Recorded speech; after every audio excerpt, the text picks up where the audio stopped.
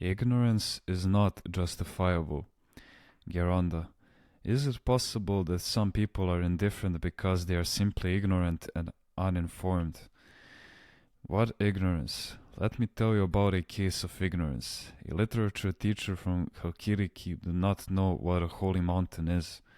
A German teacher spoke to him about a holy mountain and they came together for a visit. The German man even knew how many monasteries there are on the holy mountain. And even though a Protestant, he also knew about the sacred relics and where each one was. Now, is such ignorance justifiable among our people? Another person from America advised someone from Helkiriki again to come to me for help with a problem he was having. From America, mind you. Let me tell you something else. Someone came to my Kelvy from Florida. I asked him, "Are you from within Florida?" And he said, "Yes, from within the city." So I told him, "You have a very good metropolitan there." Then he asked me, "What football team does he play with?" He thought that I was talking about a football player.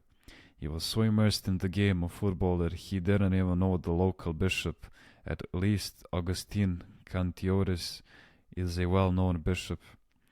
Such ignorance is not justifiable.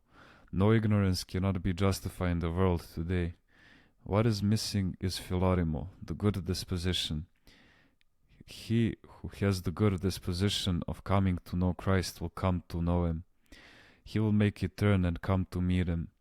And even if there is not a theologian or a monk to teach him the word of God, as long as he has good disposition, he will make the turn to Christ either from an encounter with a snake or a wild beast, or from a lightning, from a storm, or some other event in his life. God will provide the means.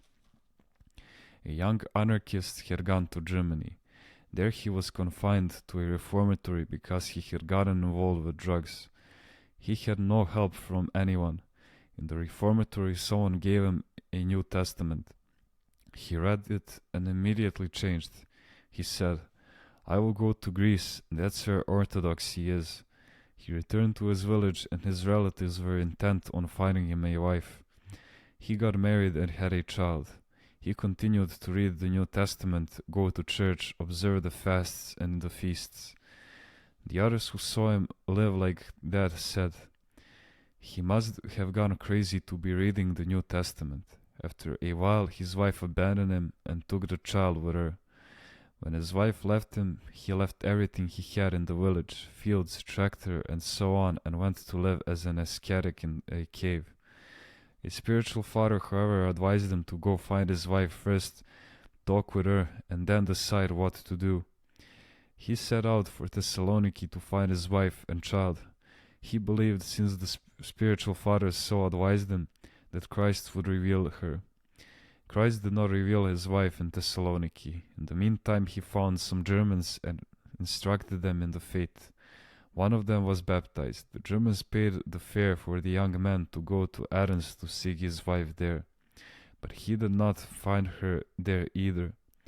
Again, someone helped him to go to Crete. He started working there and went to see his spiritual father. When the spiritual father heard his problem, he told him, "Is your wife and child like this, like that? There is a woman working here who arrived recently." And he described the woman to him. "She must be the one," the young man said. The father informed her, and as soon as she looked upon her husband, she exclaimed, "How did you find me? Are you a sorcerer? Did you find me with the help of sorcery?" She turned away and left him again before they could even begin to talk.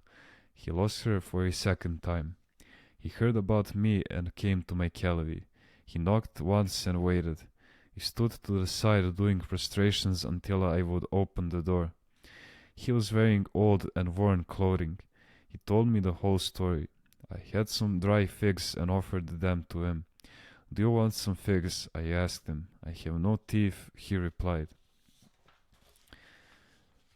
"I don't have any either," I told him. "Are you in pain?" he asked me and added, "I am in pain, and out of pain comes the joy of Christ." I asked him again, "Do you want a sweater?" "I have two," he said, "and if the weather warms up, I will give one away to someone." Then I told him, until you clear up the situation with your wife, you must take care of your health because you have a responsibility to your child too.